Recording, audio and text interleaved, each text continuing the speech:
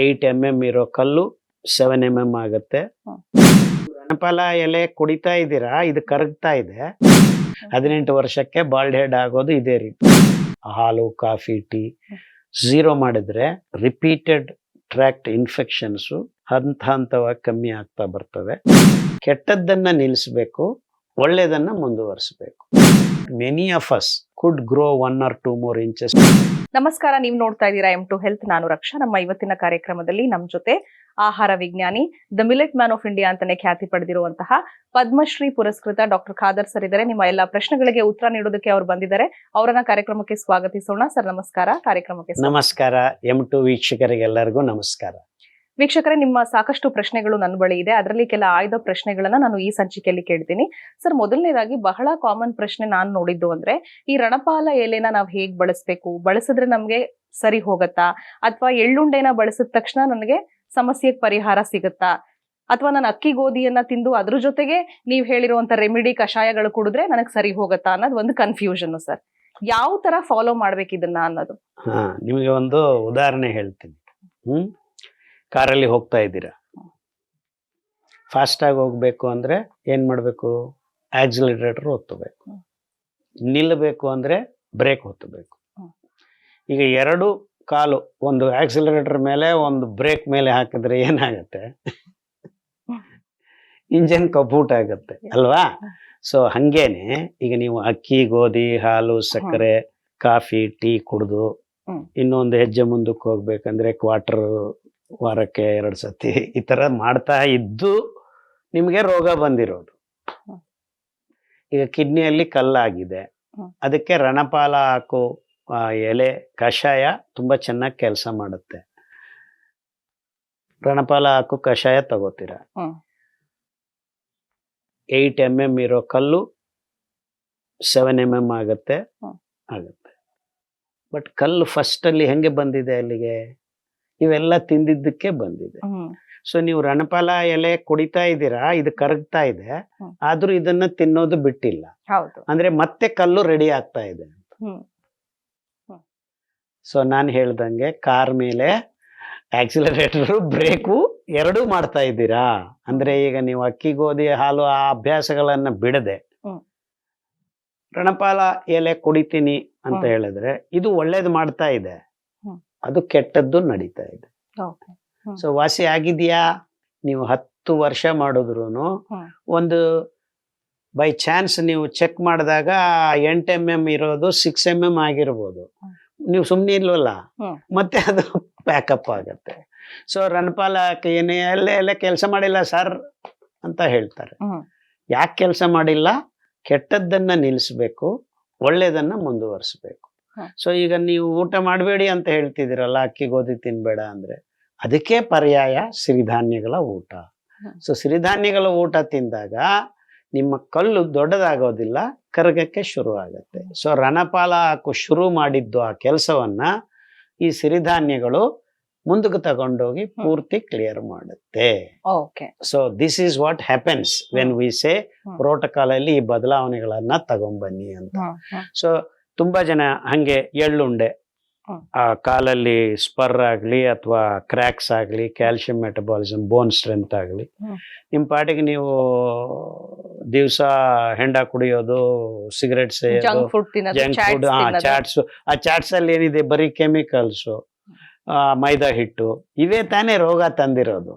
So ಅದನ್ನ ನಿಲ್ಲಿಸಿ ಈ ಪರಿಷ್ಕಾರ ಮಾರ್ಗಗಳಿಗೆ ನೀವು ಸಮಯ ಕೊಟ್ರೆ ಸರಿಯಾದ ಉಪಶಮನ ಮತ್ತು ಸಂಪೂರ್ಣ ಪರಿಷ್ಕಾರ ಸಿಗುತ್ತೆ. ಅದೇ ಅವ್ರಿಗೆ ಕನ್ಫ್ಯೂಷನ್ ಆಗಿದೆ ಅನ್ಸುತ್ತೆ. ನಾವು ಮಾಡ್ತಿದ್ರು ನಮಗೆ ವರ್ಕ್ ಆಗ್ತಿಲ್ಲ.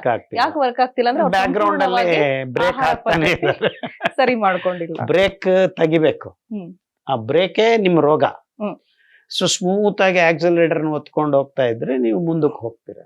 ಸರ್, ಹಾಗೇನೆ ಕೆಲವರು ನಮಗೆ ಮಿಲೆಟ್ಸ್ ತಿಂದ್ರೆ ಕಾನ್ಸ್ಟಿಪೇಷನ್ ಶುರುವಾಗಿದೆ ಅಂದ್ರೆ ಮಿಲೆಟ್ಸ್ ಇಂದ ಕಾನ್ಸ್ಟಿಪೇಷನ್ ಬರುತ್ತಾ ಅನ್ನೋದು ಒಂದು, ಅಥವಾ ಅವ್ರು ಸರಿಯಾದ ರೀತಿಯಲ್ಲಿ ಬಳಸದೇ ಇರೋದ್ರಿಂದ ಬರೋ ಸಾಧ್ಯತೆಗಳಿರುತ್ತಾ? ಮಿಲೆಟ್ಸ್ ಇಂದ ಕಾನ್ಸ್ಟಿಪೇಷನ್ ಹೋಗುತ್ತೆ.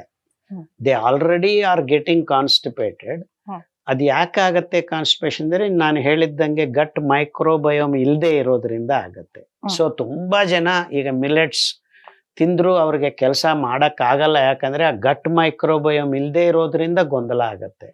ಸೊ ನಮ್ಮ ಒಂದು ಬೇಡಿಕೆ ಏನಂದ್ರೆ, ಮಿಲೆಟ್ಗೆ ಬದಲಾವಣೆ ಮಾಡ್ಕೊಳ್ತಾ ಇದ್ದೀರಾ ಊಟವನ್ನ ಅಂದ್ರೆ ಫಸ್ಟ್ ಅಂಬಲಿ ಕುಡೀರಿ, 6 ವಾರ ಅಂಬಲಿ ಕುಡೀರಿ. ಅಂಬಲಿ ಕುಡಿದ ಮೇಲೆ ಮಿಲೆಟ್ ಊಟ ಶುರು ಮಾಡಿ. ಅಂಬಲಿ ಕುಡಿದು ನೀವು ಬಿಳಿ ಅಕ್ಕಿ ತಿನ್ರಿ, ಒಂದು 6 ವಾರ ಆದ್ಮೇಲೆ ಮಿಲ್ಲೆಟ್ ಊಟ ಮಾಡಕ್ ಶುರು ಮಾಡಿ. ಏನು ತೊಂದರೆ ಇರೋದಿಲ್ಲ. ಅಂದ್ರೆ ಮಿಲ್ಲೆಟ್ ಅಂಬಲಿ ನಿಮಗೆ ಕಾನ್ಸ್ಟಿಪೇಷನ್ ಅನ್ನ ಮೆತ್ತಿಗೆ ವಾಸಿ ಮಾಡಕ್ ಶುರು ಮಾಡುತ್ತೆ. ಆಮೇಲೆ ಮಿಲ್ಲೆಟ್ ಊಟ ಅಂಬಲಿ ಇಲ್ಲದೆ ಇದ್ರೂ ನಿಮ್ಗೆ ಕಾನ್ಸ್ಟಿಪೇಷನ್ ಆಗೋದಿಲ್ಲ.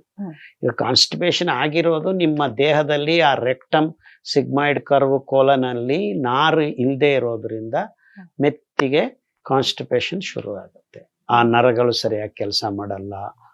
And what is called peristaltic movements of the muscles ಅಂತಾರೆ. ಅದಕ್ಕೆ ನರಗಳು ಕರೆಕ್ಟಾಗಿ ಸಿಂಕ್ರೊನೈಸ್ ಆಗಬೇಕು. ಅದೆಲ್ಲ ಕೆಲಸಗಳು ಮಾಡೋದು ನಿಮ್ಮ ಗಟ್ ಮೈಕ್ರೋಬ್ಸ್ ಅಂಡ್ ನಾರು. ಸೊ ಈ 2 ಅಂಶ ಬೇಕು. ಸೊ ಫಸ್ಟ್ ಗಟ್ ಮೈಕ್ರೋಬ್ಸ್ ಅನ್ನ ತುಂಬಿಸ್ಕೊಳ್ಳಿ. ಮಿಲ್ಲೆಟ್ ಅಂಬಲಿ ಕುಡಿದು 2 ದಿವಸ ಒಂದೊಂದು ಬದಲಾವಣೆ ಮಾಡಿ, ಆಮೇಲೆ ಮಿಲ್ಲೆಟ್ ಊಟ ಶುರು ಮಾಡಿ. ಎಲ್ಲ ಪ್ರಾಬ್ಲಮ್ಮು ಸರಾಗವಾಗಿ ನಿಮಗೆ ಉಪಯೋಗ ಆಗುತ್ತೆ. ಸರ್, ಇಲ್ಲಿ ವೀಕ್ಷಕರ ಟೀನೇಜ್ ಮಗನಿಗೆ ಹೇರ್ ಫಾಲ್ ಸಮಸ್ಯೆ ಇದೆಯಂತೆ. ಅವ್ರು ಹೇಳ್ತಿದ್ದಾರೆ ಡ್ಯಾಂಡ್ರೋಫ್ ಇಶ್ಯೂ ಕೂಡ ಇದೆ, ಆಮೇಲೆ he is losing his hair ಅಂತ ಇನ್ ಟೆಂಪಲ್ಸ್ ಅಂಡ್ ಕ್ರೌನ್ ಅಂತ. ಸೊ ಇದು ಹಾರ್ಮೋನ್ ಇಂಬ್ಯಾಲೆನ್ಸ್ ಇಂದ ಆಗಿರಬಹುದಾ ಹುಡುಗನಿಗೆ? ಬಾಲ್ಡ್ ಹೆಡ್ ಶುರು ಆಗುತ್ತೆ ಅವ್ರಿಗೆ. ಬೇಸಿಕಲಿ 1.5-2 ವರ್ಷದಲ್ಲಿ 18 ವರ್ಷಕ್ಕೆ ಬಾಲ್ಡ್ ಹೆಡ್ ಆಗೋದು ಇದೇ ರೀತಿ. ತುಂಬಾ ಜನಕ್ಕೆ ಆಗ್ತಾ ಇದೆ ಹಾರ್ಮೋನ್ ಇಂಬ್ಯಾಲೆನ್ಸ್ ಇಂದ. ಅಂದ್ರೆ ಅವರ ಆಹಾರ ಪದ್ಧತಿಯಿಂದ ಪೂರ್ತಿ ಬದಲಾವಣೆ ಮಾಡ್ಕೋಬೇಕು.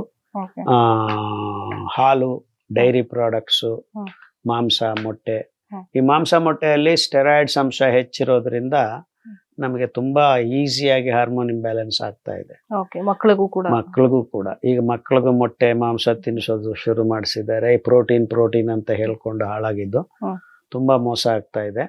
ಯಾಕಂದ್ರೆ ಮಾಂಸ ತಿನ್ನೋದ್ರಲ್ಲೇ ನಿಮಗೆ ಸ್ಟೆರಾಯ್ಡ್ಸ್ ಡೋಸ್ ಹೆಚ್ಚಾಗ್ತಾ ಇರುತ್ತೆ ದಿನೇ.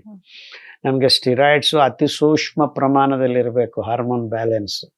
ಅದು ಈ ಕೃತಕ ಮಾಂಸ ಆಹಾರ ಉತ್ಪಾದನೆಯಲ್ಲಿ ಎಲ್ಲರೂ ಬಳಸ್ತಾ ಇದ್ದಾರೆ.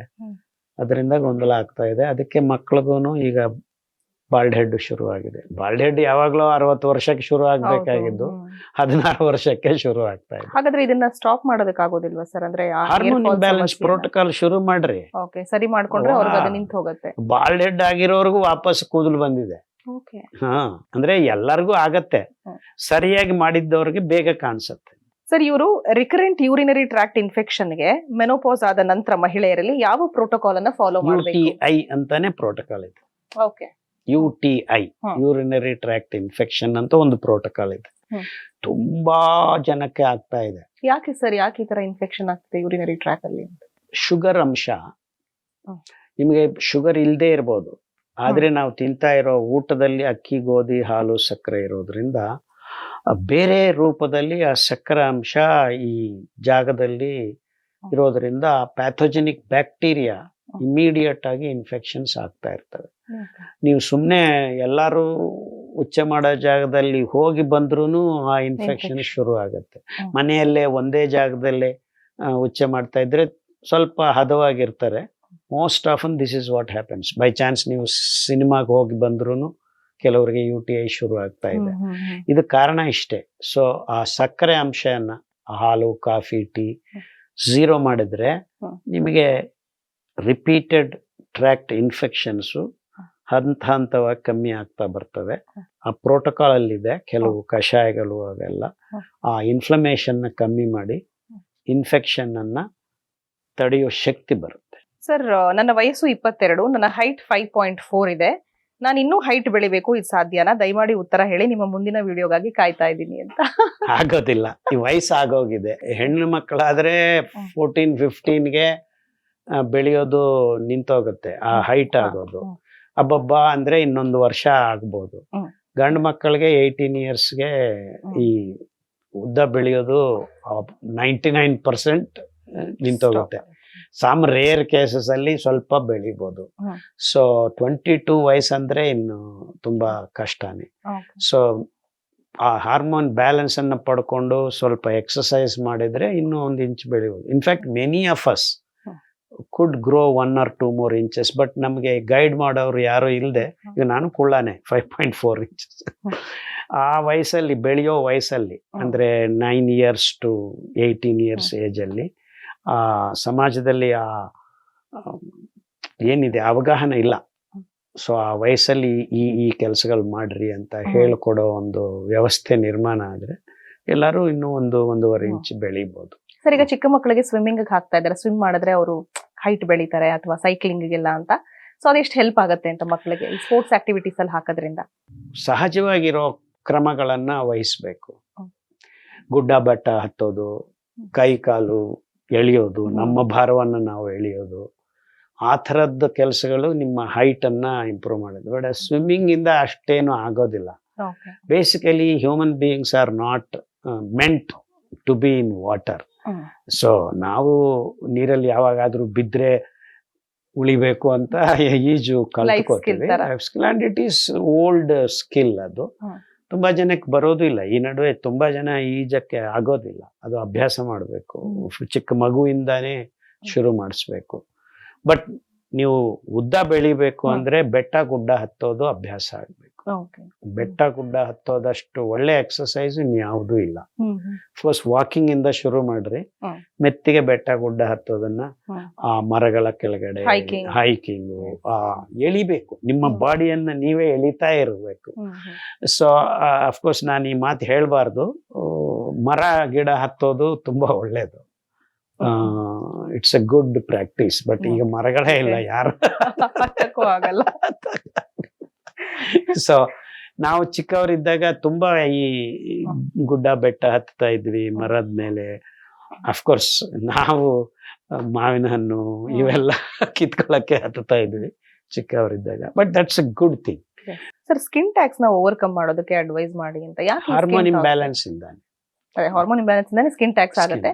Please follow the hormone imbalance protocol. ತುಂಬಾ ಜನ ಹೆಣ್ಮಕ್ಳಿಗೆ ವಾಸಿ ಆಗಿದೆ. ಇದು ಗಂಡಸರಲ್ಲಿ ಆಗತ್ತೆ, ಸ್ವಲ್ಪ ಅಪರೂಪವಾಗಿ ಆಗುತ್ತೆ. ಹೆಣ್ಮಕ್ಳಿಗೆ ಹೆಚ್ಚು ಕಂಡು ಬರುತ್ತೆ. ಹಾರ್ಮೋನ್ ಇಂಬ್ಯಾಲೆನ್ಸ್ ಪ್ರೋಟೋಕಾಲ್ ಇಂದಾನೇ ಅದು ವಾಸಿ ಆಗುತ್ತೆ. ಖಂಡಿತ ಮಾಡಿ. ಡಿಸ್ಕ್ ಬಲ್ಜ್ ಪ್ರಾಬ್ಲಮ್ ಕ್ಯೂರ್ ಮಾಡಬಹುದಾ ಸರ್? ಓ ಎಸ್ ಸರ್ಟನ್ಲಿ ವಾಸಿ ಮಾಡಬಹುದು. ಕೀಲು ವಾತ ಸಂಧಿ ನೋವುಗಳು ಅದೆಲ್ಲ ಪ್ರೋಟೋಕಾಲ್ ಅಲ್ಲಿ ಕ್ಲಿಯರ್ ಆಗಿದೆ. In fact there are 2 more protocols. L3, L4, C3, C4 ಅನ್ನೋದು ಒಂದು ಪ್ರೋಟೋಕಾಲ್ ಇದೆ. ಅಂದ್ರೆ exact position cervical and lower lumbar ಅದನ್ನು ವಾಸಿ ಮಾಡ್ಕೋಬಹುದು. ಕೆಲವರಿಗೆ ಮಧ್ಯದಲ್ಲಿ ಆಗ್ತವೆ ವರ್ಟೆಬ್ರಲ್ ಬಲ್ಜಸ್. ಮೋಸ್ಟ್ ಆಫನ್ ಲಂಬಾರ್ ರೀಜನ್ ಅಲ್ಲಿ ಆಗ್ತವೆ, L4, L5 ಅಂತ. ಸೊ ಪ್ರೋಟೋಕಾಲ್ ಇದೆ, L4, L5 ಅಂತಾನೆ ಒಂದು ಪ್ರೋಟೋಕಾಲ್. ಸೊ ಅವರು ಮಿಲೆಟ್ಸ್ ನ ರೀಪ್ಲೇಸ್ ಮಾಡಬೇಕು.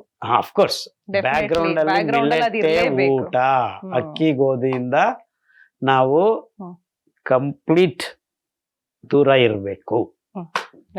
ಅದರಲ್ಲಿ ಎರಡನೇ ಮಾತಿಲ್ಲ. Sir, thank you. ನಿಮ್ಮ ಈ ಒಂದು ಬಿಸಿ ಸ್ಕೆಡ್ಯೂಲ್ ಅಲ್ಲೂ ಕೂಡ ನಮಗೆ ಸಮಯ ಕೊಟ್ಟಿದ್ದೀರಾ. ಸೊ ಧನ್ಯವಾದ ಸರ್. ತುಂಬಾ ಖುಷಿ ಆಗುತ್ತೆ. ನೋಡಿದ್ರಲ್ಲ, ನಿಮ್ಮ ಸಾಕಷ್ಟು ಪ್ರಶ್ನೆಗಳಿಗೆ ಡಾಕ್ಟರ್ ಖಾದರ್ ಅವರು ಉತ್ತರ ನೀಡಿದ್ದಾರೆ. ನಿಮ್ಮಲ್ಲಿ ಮತ್ತಷ್ಟು ಪ್ರಶ್ನೆಗಳಿರ್ಬೋದು. ಈ ಕಾರ್ಯಕ್ರಮವನ್ನ ನೋಡಿದ ನಂತರ ಈ ವಿಡಿಯೋ ಕೆಳಗಡೆ ಇರುವಂತಹ ಕಾಮೆಂಟ್ ಬಾಕ್ಸ್ ನಲ್ಲಿ ನಿಮ್ಮ ಪ್ರಶ್ನೆಗಳನ್ನ ನೀವು ಪೋಸ್ಟ್ ಮಾಡಿದ್ರೆ ಮುಂದಿನ ಸಲ ಡಾಕ್ಟರ್ ಖಾದರ್ ಅವರನ್ನ ಭೇಟಿ ಮಾಡಿದಾಗ ಅದಕ್ಕೆ ಉತ್ತರವನ್ನ ಪಡೆಯುವಂತ ಪ್ರಯತ್ನವನ್ನ ನಾವು ಮಾಡ್ತೀವಿ. ಧನ್ಯವಾದಗಳು.